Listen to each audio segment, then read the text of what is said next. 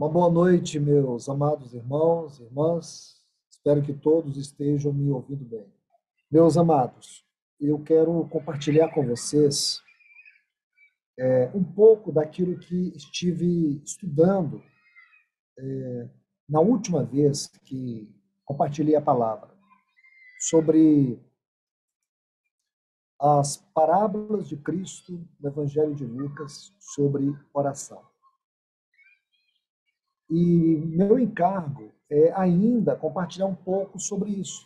É o meu desejo poder ajudar os irmãos de alguma maneira nesse assunto tão importante. Porque se tem uma área que a igreja ainda precisa converter, é a área da oração. Parece que a gente consegue avançar em tudo, ou quase tudo, na vida cristã. Mas se tem uma área que nós somos deficientes, é na área da oração pessoal e na área da oração congregacional. E o Senhor tem despertado em meu coração o desejo de estudar, de encorajar os irmãos sobre este assunto de extrema importância. É de extrema urgência. O assunto oração, que o Senhor tem colocado diante de nós esses dias, é um assunto que requer de nós uma reflexão aos pés do Senhor. A gente precisa ir aos pés do Senhor. E não apenas orar para que o Senhor nos abra um caminho de comunhão mais profunda, uma relação mais íntima com o Senhor nesse assunto, porém que nós possamos crescer, avançar. Não é possível que, vivendo tantos anos e crendo que estamos entrando numa nova fase da história da humanidade, e que eu acredito que essa fase tem tudo a ver com a volta do Senhor, nós ainda sejamos e estejamos deficientes na área da oração. Quando o nosso Senhor nos ensinou ali no Evangelho de Lucas sobre oração, ele colocou dois princípios importantíssimos. O primeiro ponto que o nosso Senhor colocou é que nós não precisamos nos preocupar com as inquietações básicas do dia a dia. Eu quero relembrar alguns pontos aqui com vocês. E se o Senhor nos permitir, é claro que eu desejo avançar. Eu desejo poder caminhar com os irmãos em mais alguns pontos, porque é um assunto que eu acredito que nós não vamos encerrar do dia para a noite.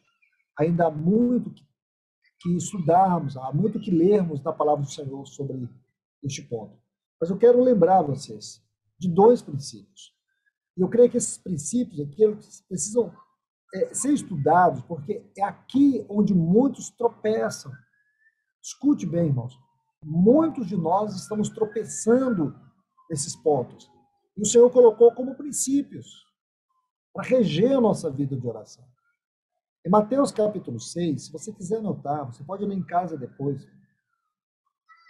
O Senhor, ele ensinou que não precisamos nos preocupar com as inquietações básicas do dia a dia da nossa vida.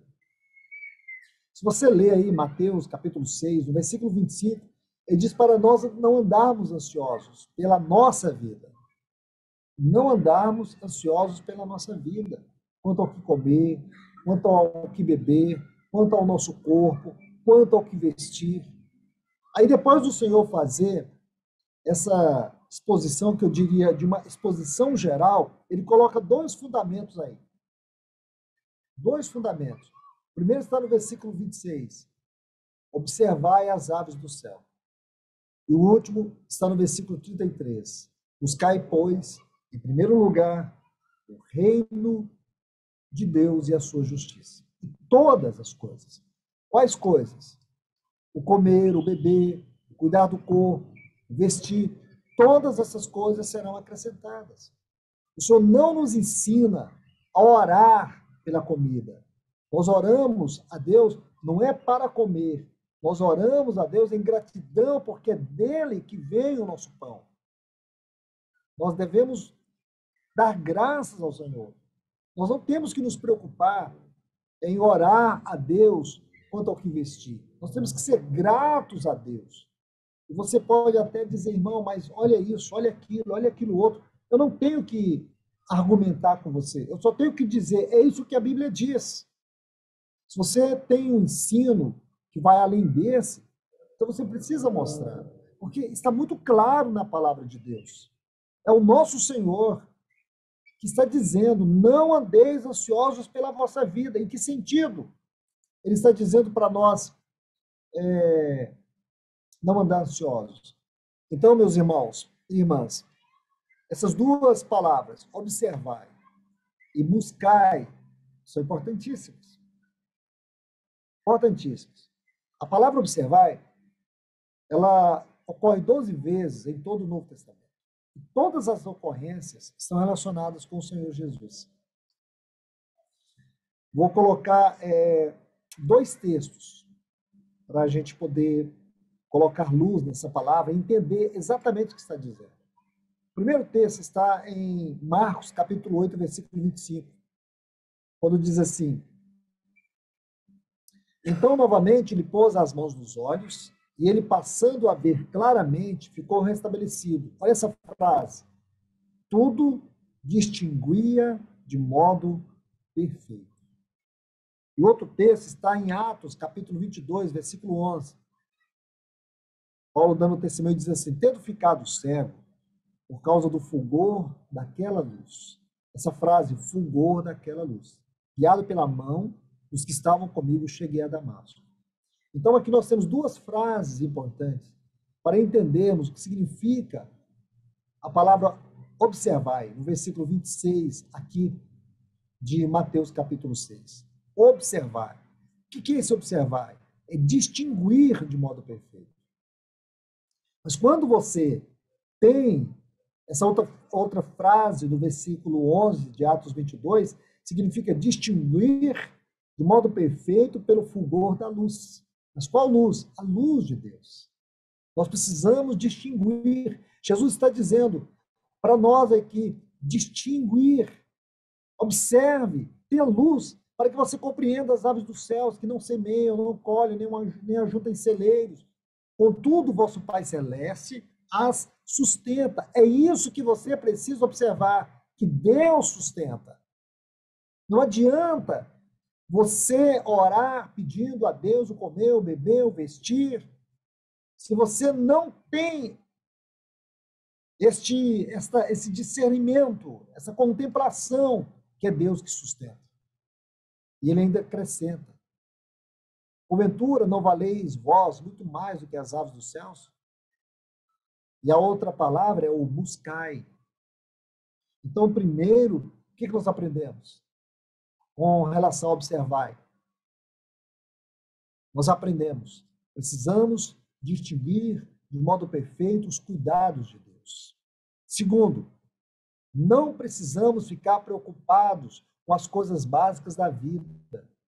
E terceiro, precisamos do fulgor da luz de Deus em nossa mente.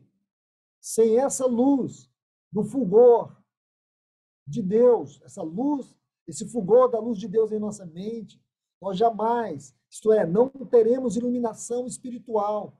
Uma pessoa que não tem iluminação espiritual, naturalmente, ela vai entrar em um processo de ansiedade. Ela vai entrar num processo de angústia interior, de incredulidade. Incredulidade. Escute, irmãos, quando a ansiedade provoca a incredulidade, ela já nos leva ao pecado. Nós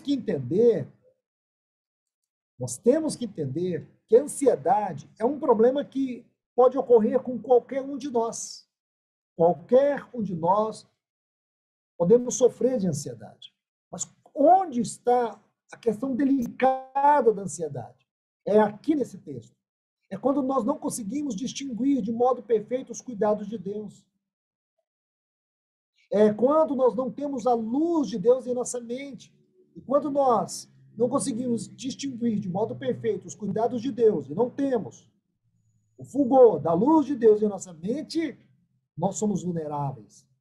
Nós podemos cair no laço da incredulidade. A ansiedade tende a nos levar à incredulidade. Aí entra outra palavra tão importante, irmãos. Buscai. Buscai em primeiro lugar o reino de Deus e a sua justiça. A palavra buscai aqui significa empenhar. Empenhar.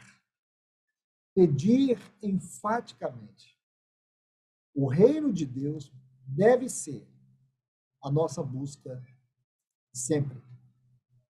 Sem essa busca, sem esse anelo pelo reino de Deus, meus amados irmãos e irmãs, nossa vida de oração se perde num vazio de coisas.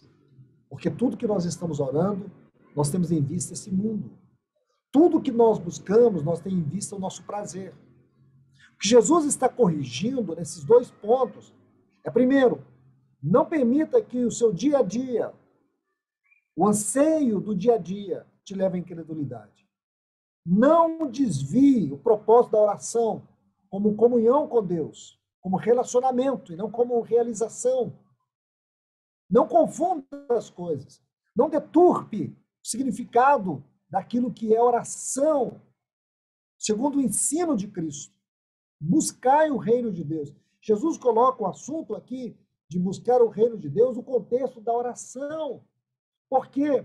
Porque o reino de Deus precisa ser o objetivo final da nossa busca aqui nessa terra. Não tem sentido algum você pedir a Deus uma casa nova, um carro novo, um emprego, saúde. Se a única coisa que você tem é gastar isso para você mesmo. É gastar isso nos seus deleites. Qual é o sentido que tem Deus abençoar uma pessoa com bens material, com saúde, seja lá com o que for, para que a pessoa use e desfrute tudo isso para si mesmo? Se ele não tem em vista o reino de Deus, o reino de Deus, a vinda do reino de Deus será o maior acontecimento da nossa geração. Repito, a vinda do reino de Deus será o maior acontecimento da nossa geração. Assim como foi a morte e a ressurreição e a entronização de Cristo como um acontecimento único, morte, ressurreição e ascensão de Cristo como um fato único, a descida do Espírito Santo e a vinda do reino de Deus, eu quero dizer para você que todos estes 3 itens compõem o supremo e eterno propósito de Deus para a sua igreja. E se nós perdermos isso de vista, nós perdemos de vista a vida cristã. Nós perdemos de vista o ensino de Jesus, ou os ensinos de Jesus, dos apóstolos. Nós perdemos o propósito da vinda, da habitação do Espírito Santo. Então, quando Jesus diz, buscai o reino de Deus, é a mesma coisa daquilo que Paulo diz lá em Colossenses 3:1. Se fosses ressuscitados juntamente com Cristo, buscai as coisas lá do alto, onde Cristo vive, assentado à direita de Deus. Essas coisas lá do alto são as coisas do reino. Meus irmãos, irmãs, se nós temos uma fé viva e verdadeira, nossa busca é a realização do reino de Deus. Nós não temos nenhum outro objetivo. Não existe alguma outra coisa que seja mais importante para nós. Por que nós queremos a salvação das pessoas? Nós queremos a salvação das pessoas por causa do reino de Deus.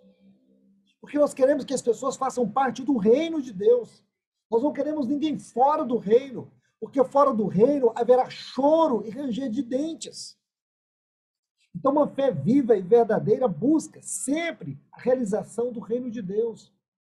Nós sabemos que o reino de Deus já veio em Jesus. Mas ainda aguardamos a sua consumação, que acontecerá quando ele voltar. Nós vivemos entre o reino revelado e o reino que ainda será consumado. Por que existe tanta apatia na oração hoje? Porque os cristãos não têm visão do reino. Elas não têm. Porque a oração para elas só serve para consertar os estragos da sua vida. Oração só serve para alimentar a ansiedade do meu coração. Oração só existe para pedir coisas para Deus, para fazer com que Deus se coloque numa posição que Ele trabalhe para nós. Por isso as pessoas buscam na oração realizações e não relacionamento. Então elas têm apenas um tempo restringido, limitado de oração. Oração não é a vida. Porque quando a oração é a nossa vida, além de você ter aquele momento sagrado, consagrado para a oração, no sentido específico, você sempre está com sua mente vagueando pelas coisas celestiais. Mesmo quando você está só, às vezes você está dirigindo, você está trabalhando, você está na cozinha da sua casa, você tem aquele sentimento. E por quê? Porque a oração é os céus habitando o nosso coração. Irmãos, eu não estou sendo aqui espiritualista dizer isso. E nem que eu sou um exemplo de uma experiência como essa. O que eu digo para vocês é que é isso que eu sinto na liberdade do Senhor de encorajar os irmãos a buscar, porque essa tem sido a busca contínua do meu coração. É entender que a oração é muito mais do que realização, é relacionamento. E muitas coisas o Senhor ele não está operando no nosso meio porque existe muita incredulidade. Como aconteceu lá em Marcos, capítulo 6, versículo 5, diz que quando Jesus esteve em Nazaré, ele não pôde fazer ali nenhum milagre. Imagine, nenhum. Marcos vai dizer assim que o nosso Senhor não realizou nenhum milagre em Nazaré, a não ser poucos enfermos que vieram até ele e ele impôs as mãos. E por quê? No versículo 6 de Marcos, capítulo 6, diz que Jesus ficou admirado da incredulidade dos habitantes de Nazaré. Você vê, Nazaré foi privada de ver os sinais do reino de Deus por causa da sua incredulidade. E hoje, irmãos, da mesma forma, isso tem acontecido em nossos dias.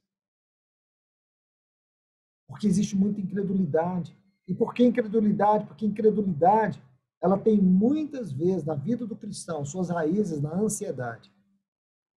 E a nossa ansiedade é o fato de nós concentrarmos os nossos anelos em nós mesmos e para nós mesmos. Buscamos tudo para nós. Porque o reino de Deus não é o desejo do nosso coração, mas uma boa vida nessa terra. Ou uma boa vida enquanto ainda vivemos essa terra. Só que muitos cristãos serão surpreendidos como aquelas virgens nécias, como aquele servo que enterrou o seu talento, não aplicou para a glória do reino de Deus. Meus irmãos, irmãs, nós precisamos ir aos pés do Senhor, pedir ajuda do Espírito Santo para que Ele nos oriente, para que Ele nos ilumine, para que nós venhamos ver se tudo que somos, o nosso tempo, o nosso trabalho, bens, seja o que for, será que tudo nós temos colocado debaixo da direção do Espírito Santo para que Deus seja glorificado e que tudo que fizermos, que tudo que somos e tudo que temos está convergindo sim, está contribuindo sim para a glória de Deus em seu reino? Ou queremos tudo aqui e agora? Se você quer tudo aqui e agora, você vai perder o reino. Muitos irmãos não estão preocupados com isso. Muitos irmãos nem se interessam por isso. Mas eu vou te dizer aqui. Eu não vou entrar em detalhes porque não é meu encargo. Mas eu quero só te falar. Primeiro, a Bíblia fala mais de reino do que de salvação. Por que salvação não é importante? Meus irmãos, salvação é fundamental. Sem a salvação não temos nada. Mas por que que a Bíblia dá mais ênfase ao assunto reino do que salvação? Por que que Jesus ensinou mais sobre o reino do que sobre salvação? Porque salvação é o aspecto objetivo, o reino é um aspecto subjetivo. Porque o desejo de Deus é nos salvar para o reino. Porque no reino nós veremos a sua face. No reino nós reinaremos com ele. E muitas pessoas podem ser salvas e não entrar no reino. Você sabia disso? O ladrão da cruz, ele pediu para Jesus: lembra-te de mim quando entrares no teu reino. Jesus deu a ele algo muito maravilhoso. Nós sabemos disso. Mas nós sabemos que o reino de Deus é uma conquista. O reino de Deus será para quem conquista. A salvação é uma dádiva eterna. Salvação você não perde, o reino você perde. E quando a Bíblia fala daqueles que perderão o reino, a Bíblia fala que esses chorarão com ranger de dentes. Muitos cristãos não estão entendendo isso. Eles não compreendem que salvação é privilégio, salvação é graça, reino é responsabilidade. Salvação é o que Cristo fez por você. Reino é a sua vida entregue, consagrada ao serviço de Cristo. Na salvação, Cristo se deu totalmente. No reino, nós somos chamados a entregar toda a nossa vida. Então você tem que compreender isso. Jesus falou mais de reino do que de salvação. Não que salvação seja menos importante. Não, porque salvação é um aspecto objetivo. O reino é subjetivo.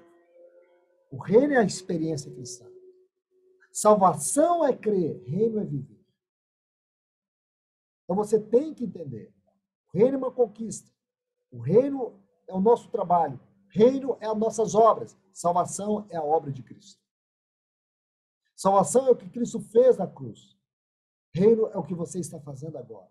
É como você está vivendo agora.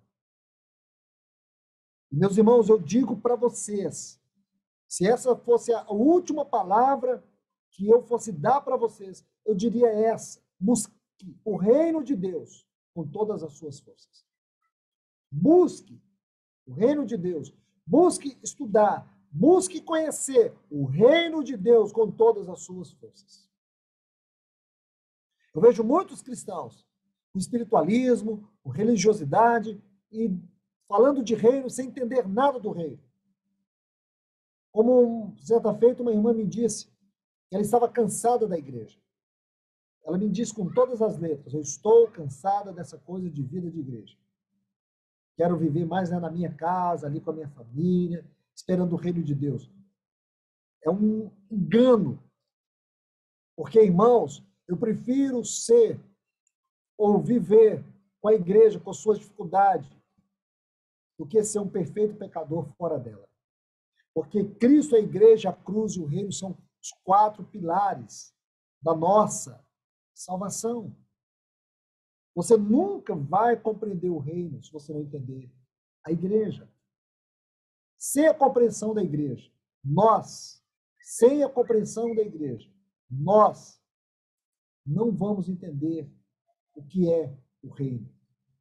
Porque Deus nos deu a igreja, para que por meio da igreja, compreendendo com todos os santos, todas as verdades centrais do evangelho. Ninguém tem tudo e ninguém sabe tudo. Mas nós servimos numa mutualidade, numa edificação mútua, onde cada um está cuidando do outro, onde cada um está aprendendo com o outro, onde cada um está segurando na mão do outro. Existe cooperação, existe edificação, e tudo isso tem que visar o reino. O propósito da igreja é o reino. O trabalho, a vida da igreja é o reino. É na igreja que somos edificados para o reino. É na igreja, é no corpo de Cristo. Sem essa visão do reino, sem essa visão da igreja, sem essa visão do corpo de Cristo, nós nunca, meus irmãos e irmãs, nunca vamos crescer na vida do reino. Essa é uma verdade que eu preciso dizer para vocês. Porque o reino de Deus é escatológico. E vivemos no presente a realidade daquilo que um dia será consumado. Eu chamo a atenção de vocês para isso. Nosso Senhor Jesus, ele vai aqui no Evangelho de Lucas contar 3 parábolas. 3 parábolas. A primeira parábola é a parábola do amigo importuno. Está em Lucas, no capítulo 11, os versículos 5 a 8. A segunda parábola é a parábola do juiz iníquo. Está em Lucas, capítulo 18, versículos 1 a 8. E, por último, a parábola do fariseu e o publicano. Está em Lucas, capítulo 18, versículos 9 até o 14. Então, nessas três parábolas, Jesus vai falar sobre oração. As três parábolas contêm o ensino de Jesus sobre a oração. Aqui nós encontramos um conteúdo que nos exorta, que nos desafia na oração, como relacionamento e não como realização.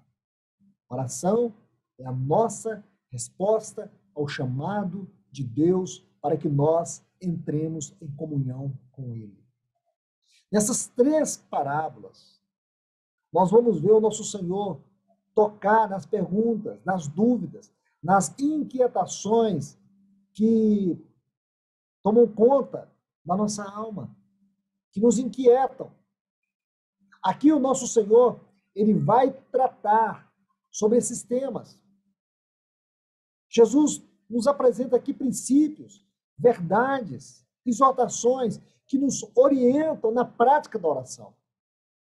Se você se lembra, em Lucas capítulo 11, versículo 1, os discípulos fizeram um pedido a Jesus. E não foi um pedido para que eles fossem ensinados a pregar, a curar, a aconselhar, a evangelizar, a realizar sinais e prodígios. Eles fizeram um único pedido para Jesus: ensina-nos a orar. Imagine, irmãos, aqueles que andavam com Jesus, aqueles que viram a vida de Jesus, aqueles que ouviram os ensinos de Jesus, aqueles que presenciaram os milagres de Jesus. Nada chamou tanta atenção deles do que a vida de oração do nosso Senhor.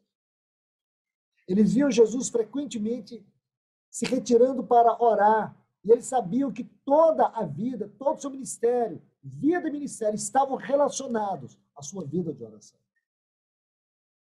Aí o Senhor, ele vai contar essas três parábolas.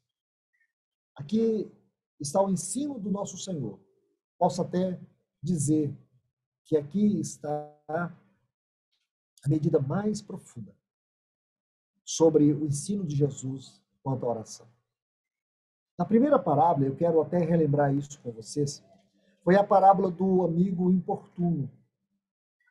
Em Lucas capítulo 11, versículos 5 a 8.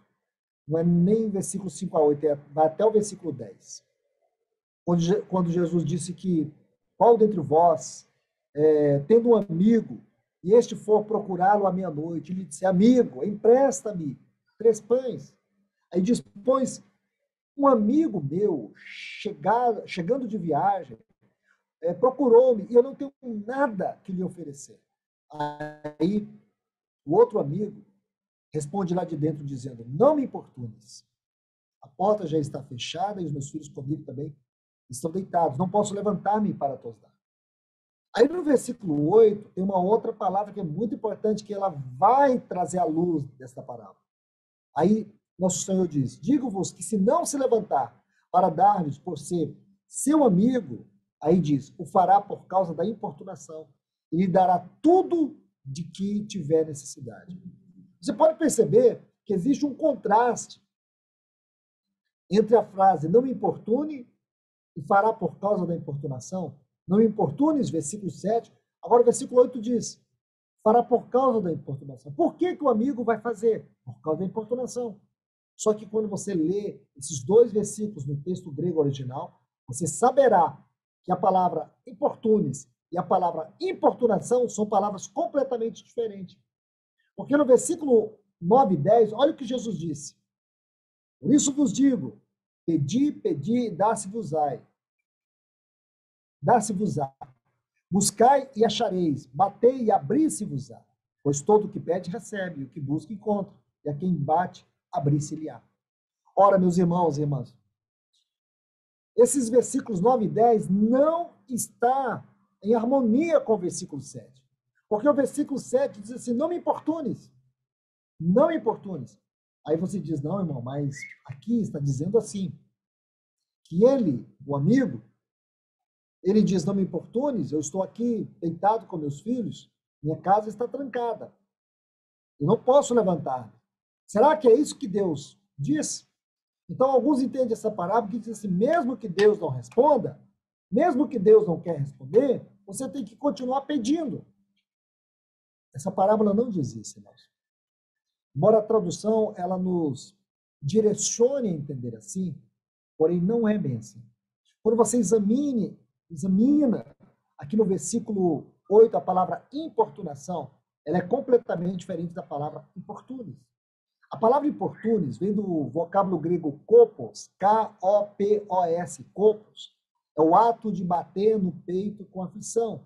É uma pessoa que está afligida. Então, no versículo 7, nós encontramos uma pessoa afligida.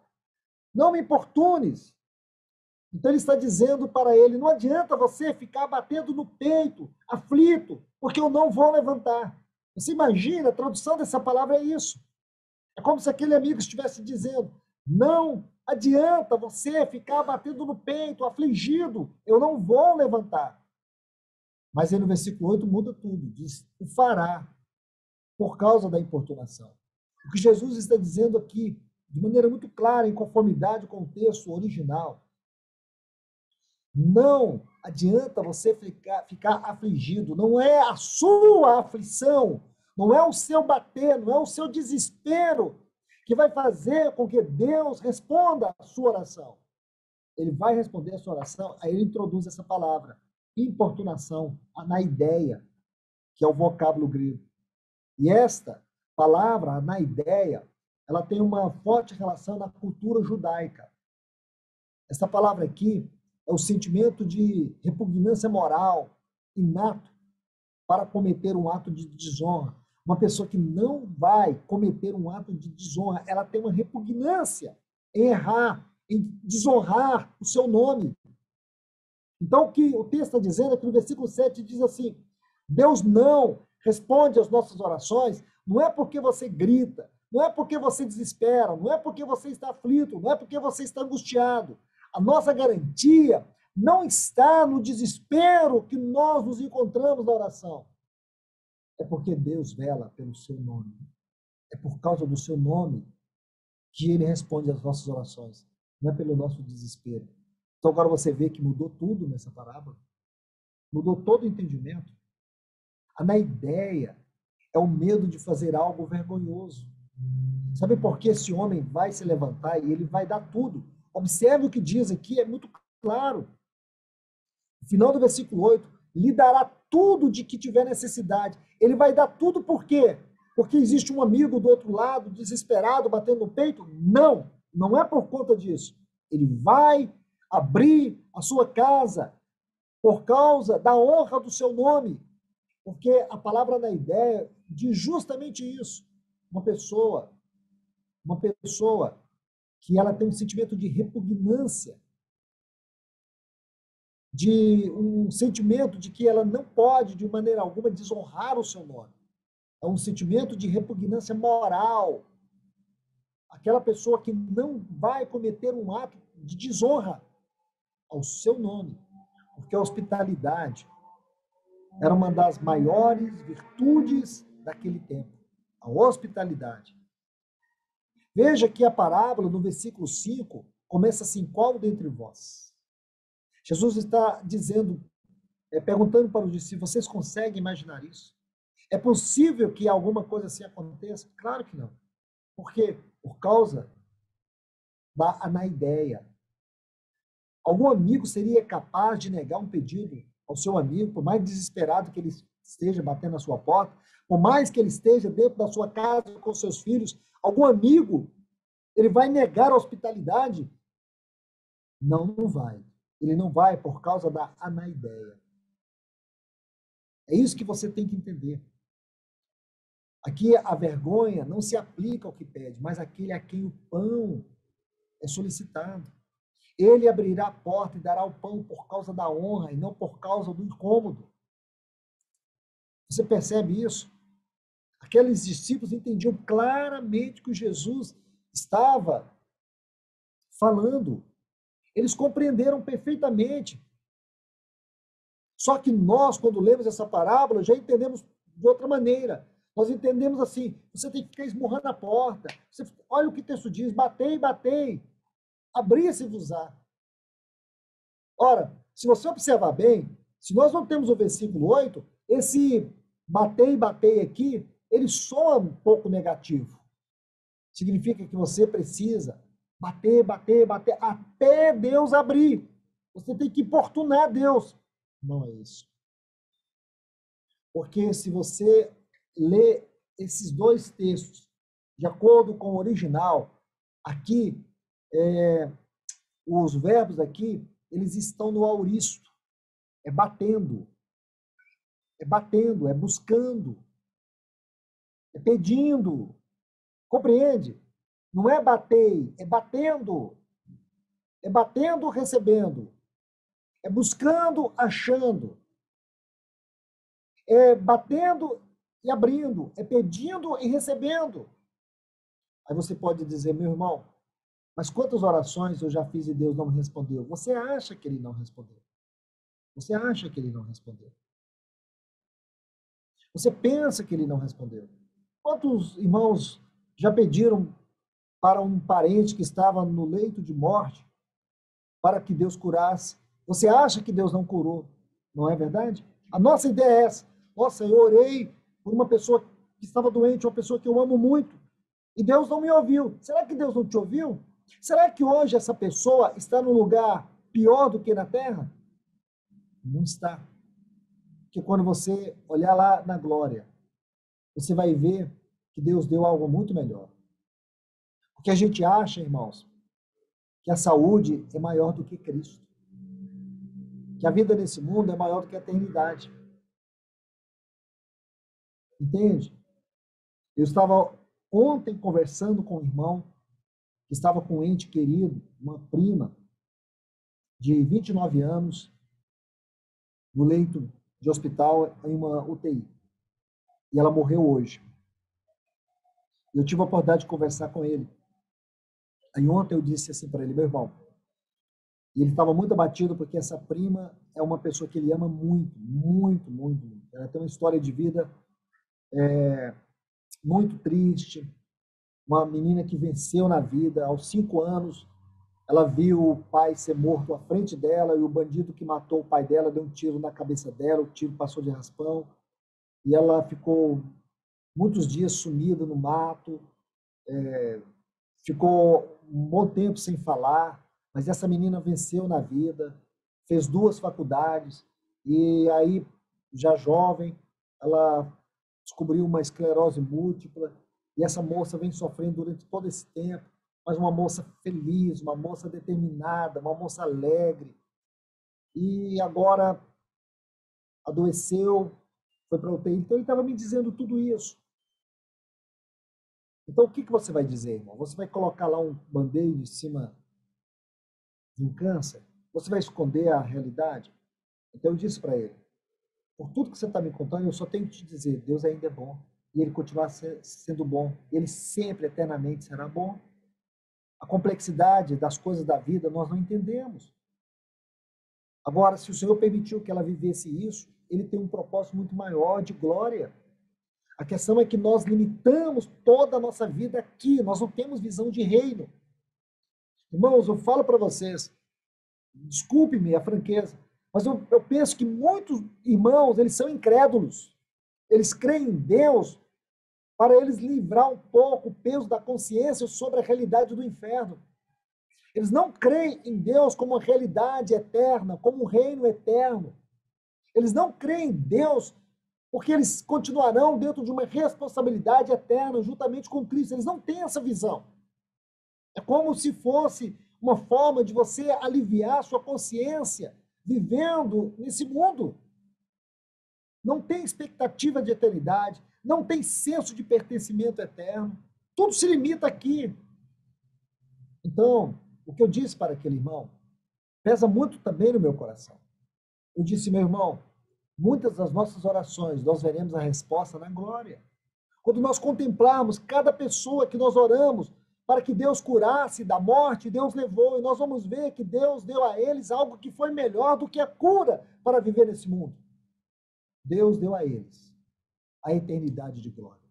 Deus deu a eles o privilégio do antigozo da eternidade que já estão desfrutando em Cristo Jesus. Isso é muito maior. Isso é uma perspectiva mais sublime, porque esta é a vida cristã. Então a gente ora, irmãos, para Deus fazer o que nós queremos, e não como Ele quer.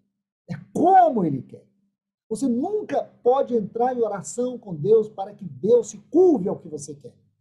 Por isso, a oração, ela tem que pesar muito mais como relacionamento do que como realização. E você pode até dizer, eu fiz muitas orações e Deus não me respondeu.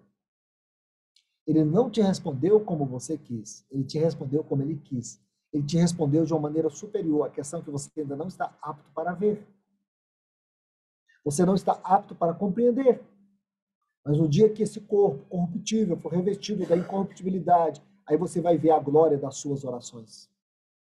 Você vai ver o Senhor mostrar que todas as nossas orações fizeram sentido por causa da vontade dele, não por causa da nossa. E nós não oramos para mudar a vontade de Deus. Nós oramos para que a nossa vontade se coloque debaixo da vontade de Deus. Relacionamento e não realização. É isso que nós temos que buscar. Às vezes eu olho, irmãos, quantas coisas eu estou orando, quantas coisas eu tenho orado, e a resposta não veio, ou a resposta não veio como eu orei.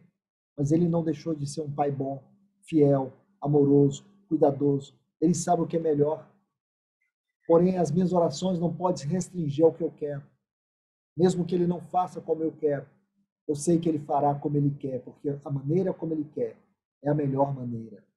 E eu tenho que me submeter à sua vontade. Isso é que importa.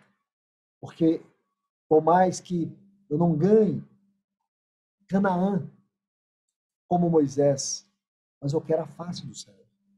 Muitas vezes Deus não te dá o que você quer, mas Ele te dá Ele te dá o relacionamento com Ele. Isso é maior, isso é melhor. Isso é maior, isso é melhor. Então, esse é o ponto que nós temos que entender, irmãos. Porque quantas causas que nós oramos, quantas orações nós fizemos nesses últimos meses sobre coisas, sobre pessoas, sobre situações, e Deus não respondeu. E por que Ele não respondeu? Porque Ele sabe a finalidade de todas as coisas. Mas eu não orei, e você não deve orar, e não podemos orar para que Deus se curve à nossa vontade. Mas Deus não ama matar, roubar, destruir. Quem ama isso é o diabo. Mas muitas vezes nós oramos para que não haja destruição, para que não haja separação, para que não haja morte. Quantas vezes nas nossas orações parece que não funcionam? É porque nós empenhamos na realização e não no relacionamento. Quando você diz seja feita a tua vontade, você precisa saber que a vontade de Deus, por mais que não seja como você quer, ela é soberana e ela redundará em glória. Aqui está um princípio tão importante, irmãos, tão importante. Quando Jesus ensina sobre a questão dessa parábola do amigo, que vai à casa do amigo, e ali ele vê o amigo se levantar por causa da honra do seu nome, Jesus colocou para nós um padrão de oração. O Pai Nosso é um padrão de oração. Então nós temos que observar cada detalhe do Pai Nosso. Jesus disse assim, santificado seja o teu nome. Jesus colocou aqui um padrão. Jesus não está orientando os seus discípulos sobre a necessidade de importunar Deus, mas sobre a impossibilidade de Deus não atender ao que lhe é pedido. A honra de uma pessoa no tempo de Jesus estava relacionada com a forma como essa pessoa tratava seus hóspedes. Então aqui nós vemos a questão da honra do nome. Pai, santificado seja o teu nome. Isto é, honrado seja o teu nome. Por que nossa oração tem a ver com isso? Por que a oração começa com esse princípio? Pai, nosso que estás no céu, santificado seja o teu nome. Aqui você precisa ver algo. A oração significa que Deus zela pelo seu nome. Ele age por causa da honra do seu santo nome. A honra do nome de Deus é o princípio que define a oração a Deus. Eu vou repetir. A honra do nome de Deus é o princípio que define a oração a Deus. E aqui tem alguns textos que eu já citei para vocês. Isaías 48:9.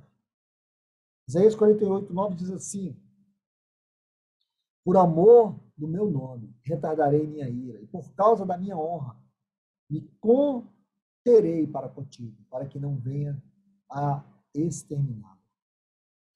Ezequiel, capítulo 36, versículo 22. Diz, portanto, a casa de Israel, assim diz o Senhor, Deus, não é por amor de vós que eu faço isso, ó casa de Israel, mas pelo meu santo nome. Está vendo aí? Isso é importante, meus irmãos. É importantíssimo. Daniel 9:19 diz: ó Senhor, ouve. Ó Senhor, perdoa. Ó Senhor, atende-nos e age, e não retardes, por amor de ti mesmo. Ó Deus meu, porque a tua cidade e o teu povo são chamados pelo teu nome. Estão vendo? Então, no mundo antigo, a derrota de um povo era considerada como um fracasso dos seus deuses. E aqui entra o exemplo que todos nós precisamos considerar. Está lá em Josué, capítulo 7, versículo 6 a 9. Quando Israel fracassou diante de Ai. Vocês se lembram? Israel veio esmagando todos os seus inimigos, aquelas 7 nações cananeias que residiam ali em Canaã. Israel, o povo de Deus, veio esmagando todos os exércitos, mas havia uma pequena aldeia chamada Ai. E ali Israel foi lutar contra essa aldeia e eles foram envergonhados porque Josué subestimou o inimigo. Enviou apenas poucos homens. E quando eles são derrotados, Josué faz uma oração, está lá no capítulo 7, versículo 6 a 9. Diz que ele rasgou as suas vestes. Ele prostrou com o seu rosto sobre terra, diante da arca do Senhor, e ficou ali até a tarde. Os anciãos de Israel também estavam ali com ele. Diz que eles deitaram pó sobre a cabeça. Aí Josué orou assim e disse: ah, Senhor Deus, por que fizeste esse povo passar o Jordão para nos entregares nas mãos dos amorreus, para nos fazerem perecer? Tomara, nos contentaríamos com ficarmos além do Jordão. Aí diz: ah, Senhor, que direi? Pois Israel virou as costas diante dos seus inimigos. Isso é, Israel fugiu diante dos seus inimigos. Ouvindo isso, os cananeus e todos os moradores da terra nos cercarão. Eles vão nos desarraigar. Eles vão acabar com o nosso nome. Aí ele termina essa oração dizendo assim: e o que farás ao teu grande nome? Está vendo? Porque no mundo antigo, a derrota de um povo era considerada como o fracasso dos seus deuses. Meus queridos irmãos e irmãs, se quisermos conhecer a glória e a santidade do nome de Deus, vamos ler os Salmos. Porque os Salmos, nós vamos encontrar pelo menos 48 referências que exaltam o nome de Deus. O Salmo 8, de número 1, diz assim: ó Senhor, Senhor nosso, quão magnífico em toda a terra é o teu nome. Salmo 25, versículo 11.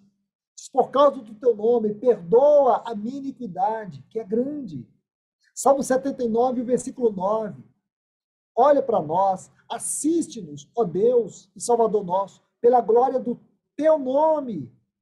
Livra-nos e perdoa-nos os pecados por amor do teu nome. Salmo 109, versículo 21. Diz assim: mas tu, Senhor Deus, age por mim por amor do teu nome. Salmo 143, versículo 11. Vivifica-me, Senhor, por amor do teu nome. Então vocês estão vendo, irmãos? É isso que essa maravilhosa parábola nos ensina. Que Deus se compromete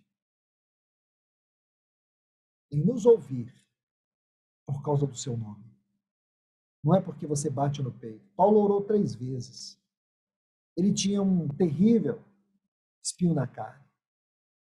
Ele orou 3 vezes para que esse espinho fosse removido. Aí o Senhor respondeu e disse: Paulo, não vou remover o espinho, eu vou te dar graça. O que era melhor para Paulo? Não ter o espinho e não ter graça, ou ter o espinho e ter graça? Ele preferiu a graça. Por quê? Porque lá no Salmo diz assim: a tua graça é melhor do que a vida. Se a graça é melhor do que a vida, a graça é maior do que o espinho. Então, muitas vezes você tem uma luta, seja na sua vida pessoal, seja na sua vida familiar, seja onde for. E você diz: mas eu oro tantos anos e Deus nunca me respondeu. Não é que ele nunca te respondeu, é que você nunca conseguiu enxergar a graça. Você está vendo só o problema. E você está orando porque você tem na oração uma realização e não relacionamento. O Senhor está se dando a você como resposta, mas você quer a resposta, você não quer o Senhor. Você está orando buscando Canaã e não a face de Deus. Moisés não entrou em Canaã, mas Moisés ganhou a face de Deus. Então, isso é transformador, irmãos. Essa é uma lição tão magnífica. Por isso, eu decidi repetir esse estudo com vocês, para que essa palavra fique cravada no nosso coração. E a importância de nós entendermos o reino de Deus. Como isso é tão fundamental. Como isso é tão transformador. Então, meus irmãos e irmãs, que Deus nos abençoe. Que essa palavra seja acolhida por cada um de nós que estamos aqui. Que nós venhamos ter a ajuda do Espírito Santo para nos corrigir com essa palavra. Que seja ela uma vara onde nós vamos ser conduzidos a experimentar mais de Deus. E não das respostas de Deus, mas do próprio Deus. Que a nossa resposta não seja a cura, que nossa resposta não seja o bem, que nossa resposta não seja o dom, que em primeiro lugar nossa resposta seja o Senhor. Mesmo que nós percamos tudo, mas que o Senhor seja sempre a nossa maior dádiva. Porque Ele é a melhor resposta que nós temos. O nosso relacionamento com Ele. É o privilégio de poder entrar diante dEle e dizer assim: Pai, Pai. Mas o nosso coração ansioso quer vestes, quer comida, quer bebida, quer tudo isso. Coisas que nos deixam ansiosos. Que o Senhor nos ajude. Que o Senhor nos abençoe com a sua palavra. Vamos orar. Bendito Deus, Pai eterno, quão glorioso é o teu nome para sempre, Senhor. Senhor, nós estamos tão gratos que o Senhor nos dá essa ferramenta aqui, Senhor, para poder alcançar a tua igreja, alcançar o teu povo, nos abençoar. Senhor, nós somos tão agradecidos pelo ensino do teu filho, pelas exortações da tua palavra quanto à vida de oração. Nos ajude, Senhor. Nos ajude em nossa oração pessoal, em nossa oração congregacional. Nos ajude a crescer neste que é um dos fundamentos mais gloriosos da vida da tua igreja. Que o teu Espírito Santo possa nos constranger a uma vida de oração, tanto pessoal como congregacional. Abra os nossos olhos, Senhor. Nos mostre a urgência deste assunto na nossa vida, na nossa caminhada, Senhor. Senhor, nós precisamos tanto compreender esta doutrina na prática, na nossa experiência. Não é possível, Senhor, que nós que chegamos até aqui na história da tua igreja e na nossa história dentro dessa geração ainda sejamos tão apáticos na oração. Transforma a nossa vida, Senhor. Transforma a nossa vida. Pai, nós te pedimos em nome de Jesus. Nos ajude. Que esta palavra, Senhor, seja uma vara do Senhor. Que venha nos disciplinar em toda a nossa maneira errada de orar. Mas também que ela seja um cajado que nos conduza às esferas mais elevadas daquilo que é a oração. Nós te pedimos em nome de Jesus. Ajuda a tua igreja, Senhor. Ajuda o teu povo. Em nome de Jesus. Amém. Amém, meus amados irmãos e irmãs. Nós chegamos ao fim desta reunião e deixamos aqui um abraço para todos. E creio que no domingo de manhã nós vamos estar reunidos para partir o pão, se for essa a vontade do Senhor. E que Deus abençoe a todos. Deixo aqui um grande abraço a cada um. E permaneçam na paz do Senhor, meus irmãos. Deus abençoe a todos vocês.